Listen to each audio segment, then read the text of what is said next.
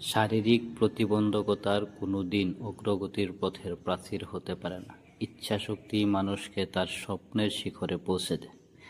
আজ ৩ ডিসেম্বর বিশ্ব প্রতিবন্ধী দিবস, যার আবিষ্কার আলো দিয়ে পৃথিবীকে আলোকিত করেছে সেই থমাস এডিসন বাল্ব ও মুভি ক্যামেরার আবিষ্কারক। তিনি ছিলেন একজন বিশেষভাবে সক্ষম ব্যক্তি, তবু কোনো প্রতিবন্ধকতায় তার অগ্রগতিকে থামিয়ে রাখতে পারেনি। আমরা সবাই স্টিফেন হকিংয়ের নাম জানি। বিশ্ববিখ্যাত এই বিজ্ঞানী ছিলেন একজন বিশেষভাবে সক্ষম ব্যক্তি, কিন্তু তার মেধা ও ব্ল্যাক হোলের তথ্যের মতো বিস্ময়কর আবিষ্কার উপহার দিয়েছে সমগ্র বিশ্বকে। আজ ভারতের প্রাক্তন রাষ্ট্রপতি ডক্টর রাজেন্দ্র প্রসাদের জন্মদিন। শুভ হোক অন্যান্য দিনের মতো আজকের দিন।